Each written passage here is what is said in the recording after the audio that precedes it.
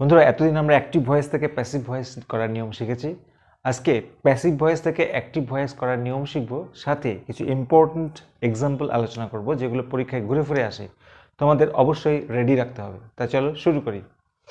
প্রথম সেন্টেন্সটা যেটা নিয়েছি, milk is used for making butter. এটা একটা প্যাসিভ ভয়েস করা আছে, বলছে দুধ ব্যবহার করা হয় বাটার তৈরিতে, অর্থাৎ দুধকে ব্যবহার করা হয়। তার আগে আমরা একটু বুঝে নেওয়ার জন্য এই সেন্টেন্সটা দেখে নেব। যেমন ধরো, আই ইট রাইস, এটার প্যাসিভ ভয়েস কি হয়? Rice is eaten by me, তাই না? দেখো, রাইস ইজ ইটেন অর্থাৎ রাইসকে খাওয়া হয় আমার দ্বারা। এখানে কি আছে? মিল্ককে ব্যবহার করা হয়, মিল্ক ইজ ইউজড। এই দুটো প্যাটার্ন সেম। মিল্ক ব্যবহার করা হয়, কার দ্বারা কিছু বলা নেই। তাহলে আমরা কি করতে পারি? এখানে ধরে নেব বাই আস রয়েছে। তাহলে এটাকে অ্যাক্টিভ ভয়েস করার সময় কি করব? উই থাকলে আস হয়, তাহলে আস থাকলে উই। উই ইউজ, কি ইউজ করি? মিল্ক। কি জন্য? ফর মেকিং বাটার, অর্থাৎ এক্সট্রা অংশটা যেমন ছিল তেমন বসে যাবে। আচ্ছা, এখানে ভার্বের প্রেজেন্ট ফর্ম বসবে। যেমন ধরো, আই ইট রাইস, তারপরে তো হয়েছে রাইস ইজ ইটেন, প্রেজেন্ট টেন্সে আছে, সাবজেক্ট ভার্ব অবজেক্ট। সেরকমই we use milk, no past tense. একই রকমভাবে পরেরটি দেখে নেব। দ্য টাইগার ইজ কল্ড, বাঘকে ডাকা হয় আমাদের জাতীয় প্রাণী হিসেবে। তাহলে দেখো, the tiger is called, rice is eaten, সেরকম দ্য টাইগার ইজ কল্ড কার দ্বারা? নিশ্চয়ই আমরা ডাকি, তাহলে বাই আস, অর্থাৎ আগেরটার মতোই সাবজেক্ট উই হবে। উই আর ভার্ব কি আছে? কল। কাকে ডাকি? The tiger. আমরা বাঘকে ডাকি কি বলে? Our national animal. এক্সট্রা অংশটা বসিয়ে দাও। চলে আসবো পরেরটিতে।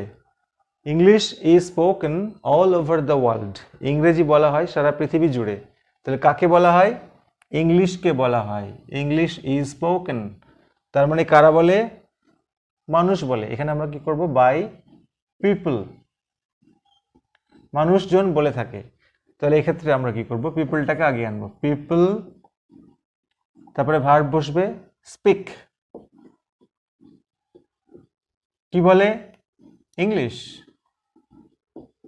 মানুষ ইংরেজি বলে all over the world, extra অংশটা এখানে বসিয়ে দাও। আচ্ছা, next. He was made the president of the club, তাকে বানানো হলো ক্লাবের প্রেসিডেন্ট। তাকে বানানো হলো, দেখো তাকে বানানো হলো, হি ওয়াজ মেড, কার দ্বারা বানানো হলো? কিছু বলা নেই, অর্থাৎ আমরা বলতে পারি তাদের দ্বারা, বাই দেম লিখতে পারি। তাহলে তারা তাকে বানালো, দে, দেম থাকলে দে হবে। আচ্ছা, এটা পাস্ট টেন্সে আছে, খেয়াল করো। তাই জন্য আমরা কি করব? ভার্বের পাস্ট ফর্ম ক্ষেত্রে। দে মেড, কাকে বানালো? এই যে হি থাকলে হিম হবে, দে মেড হিম, তারা তাকে বানালো। কি বানালো? The president of the club. বাকি অংশটা যেমন ছিল বসে যাবে। তাহলে হি ওয়াজ মেড বাই দেম, তাহলে দে মেড হিম। এক্ষেত্রে ভার্বের পাস্ট টেন্স কেন হলো বন্ধুরা? এখানে খেয়াল করো, বি ভার্বটা পাস্ট টেন্সে আছে, আর এগুলি দেখো সব ইজ রয়েছে, প্রেজেন্ট টেন্সে রয়েছে। Next, he was obliged to গো, এটাও পাস্ট টেন্সে আছে, ওয়াজ রয়েছে। সে যেতে বাধ্য হলো, বা তাকে যেতে বাধ্য করা হলো, কার দ্বারা? কিছু বলা নেই। ধরে নেব তোমরা এখানে কি আছে? বাই সার্কামস্ট্যান্সেস, অর্থাৎ পরিস্থিতি মানুষকে যেতে বাধ্য করে। সেই জন্য এখানে আমরা কি লিখবো? He was obliged to go by circumstances, এই অংশটা এক্সট্রা। তাহলে এটাকে আমরা সাবজেক্ট করব। সার্কামস্ট্যান্সেস অর্থাৎ পরিস্থিতি তাকে যেতে বাধ্য করলো, তাই না? সার্কামস্ট্যান্সেস। এবার ভার্ব বসবে, ভার্বের পাস্ট ফর্ম অবলাইজড, পরিস্থিতি বাধ্য করলো কাকে? তাকে, হিম। কি করতে? টু গো, এটা এক্সট্রা অংশ লাস্টে বসে যাবে, টু গো। তাহলে circumstances obliged him to go. অবশ্যই খেয়াল রাখবে এক্ষেত্রে পাস্ট টেন্স আছে বলে ভার্বের পাস্ট ফর্ম বসবে। Next one, my pen has been lost, আমার পেনটা হারিয়ে গেছে। এইবারে প্রশ্ন হচ্ছে কে হারিয়েছে? আমার পেন নিশ্চয়ই আমি হারাবো, সেই জন্য ধরে নেবো এখানে কি আছে? By me. আচ্ছা, তাহলে মি থাকলে আই হবে, আই থাকলে যেমন মি হয়। এইবারে ওয়াজ ওয়ার করবো না অ্যাম ইজ আর করবো, কি করবো? দেখো তোমরা অ্যাক্টিভ ভয়েস করার সময় হ্যাভ হ্যাজ থাকলে হ্যাভ বিন হ্যাজ বিন করেছো, তাহলে এক্ষেত্রে হ্যাভ বিন হ্যাজ বিন রয়েছে, তাহলে আমাদের হ্যাভ অথবা হ্যাজ বসাতে হবে। আই এর পরে হ্যাভ বসে, I have lost my pen. I have lost, এই যে মাই পেনটা অবজেক্ট, সাবজেক্ট অবজেক্ট হয়ে গেল। এটা প্রেজেন্ট পারফেক্ট টেন্স, তাই ভার্বের থার্ড ফর্ম তো বসেই, I have lost my pen, অর্থাৎ এটাকে করলে আবার এটাই হয়ে যাবে, my pen has been lost by me. একই রকমভাবে my purse has been stolen, আমার পার্সটি মানি ব্যাগটি চুরি হয়ে গেছে। আচ্ছা, এখানে যেমন আমার ব্যাগটি হারিয়ে গেছে, পেনটি হারিয়ে গেছে, আমার দ্বারা হারিয়ে গেছে, এক্ষেত্রে তো আর আমার দ্বারা চুরি হয়ে গেছে তা তো বলতে পারি না, তাই কেউ একটা চুরি করেছে, কার দ্বারা কিছু বলা নেই, তাহলে ধরে নেবো এখানে কি আছে, বাই সাম ওয়ান। আচ্ছা, এটাকে এবার সাবজেক্ট করবো আমরা, সাম ওয়ান। আচ্ছা, বললাম একটু আগে হ্যাভ বিন হ্যাজ বিন থাকলে হ্যাভ হ্যাজ, আর হ্যাভ হ্যাজ থাকলে হ্যাভ বিন হ্যাজ বিন, তাহলে এখানে হ্যাজ বিন আছে, আমাদের হ্যাভ অথবা হ্যাজ ইউজ করতে হবে। এবার হ্যাভ না হ্যাজ, দেখো সাবজেক্ট হচ্ছে হ্যাজ, সামওয়ান সিঙ্গুলার নাম্বার, একজনকে বোঝাচ্ছে, তাই জন্য হ্যাজ ইউজ করব। সামওয়ান হ্যাজ স্টোলেন, ভার্বের থার্ড ফর্ম, কেউ চুরি করেছে, কি চুরি করেছে, আমার পার্স, মাই পার্স, সাবজেক্টই অবজেক্ট হয়ে গেল, ব্যাস। নেক্সট ওয়ান অত্যন্ত গুরুত্বপূর্ণ, promises should be kept. Should be kept মানে প্রতিশ্রুতি রাখা উচিত, কার দ্বারা বলা নেই, তাহলে আমরা এখানে ধরে নিতে পারি বাই আস, মানে আমাদের প্রতিশ্রুতি রাখা উচিত, অথবা ওয়ান দিয়ে করা যায় অনেক সময়। তাহলে অবজেক্টটাকে আমরা সাবজেক্ট করব, উই, আস থাকলে উই হবে। আচ্ছা, মডাল ভার্ব রয়েছে, মডাল ভার্ব থাকলে আমরা কি করব, শুড বি থাকলে শুধুমাত্র শুড ইউজ করব, উই শুড, আমাদের উচিত।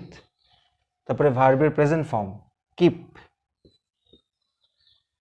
কেন কি মডাল ভার্বের পরে ভার্বের সবসময় প্রেজেন্ট ফর্ম বসে, তাহলে উই শুড কিপ, আমাদের রাখা উচিত, কি রাখা উচিত, প্রমিসেস,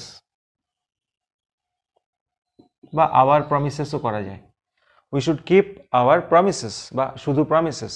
আচ্ছা, এটা যদি ওয়ান দিয়ে করতাম তাহলে কি করতাম, এটা হতো এরকম, ওয়ান শুড কিপ, কারোর রাখা উচিত তার প্রতিশ্রুতি, তাই জন্য one apostrophe S, one should keep one's promises, এটাও করা যায়। 9 নম্বরেরটি একই রকমভাবে ডিসিপ্লিন শুড বি মেনটেন্ড, আবারও মডাল ভার্ব যুক্ত প্যাসিভ ভয়েস করা আছে, ডিসিপ্লিন শৃঙ্খলাকে মেনটেন করা উচিত, কার দ্বারা, বাই আস ধরে নেব, তার মানে আমাদের উচিত ডিসিপ্লিন মেনটেন করা, তাহলে উই আগে আসবে, আর শুড বির জায়গায় শুধু শুড বসবে, উই শুড কি করা উচিত আমাদের, মেইনটেইন, ভার্বের present form, we should maintain, কি মেইনটেইন করব আমাদের উচিত, ডিসিপ্লিন, সাবজেক্টই অবজেক্ট হবে, ডিসিপ্লিন, আমাদের উচিত ডিসিপ্লিন বজায় রাখা। বন্ধুরা, আজকে লাস্ট 10 নম্বরটি দেখে নাও, দ্য থিফ ওয়াজ অ্যারেস্টেড, দেখে নাও আবারও পাস্ট টেন্সে আছে, ওয়াজ আছে, ওয়াজ, চোরকে অ্যারেস্ট করা হয়েছে, চোরকে কে ধরে, নিশ্চয়ই বাই দ্য পুলিশ, অবজেক্ট, তাহলে পুলিশটাকে আমরা সাবজেক্ট করব, দ্য পুলিশ। এইবারে ভার্বের পাস্ট ফর্ম, যেহেতু এটা পাস্ট টেন্সে আছে, অ্যারেস্টেড, পুলিশ ধরেছিল কাকে, দ্য থিফ, ব্যাস কমপ্লিট।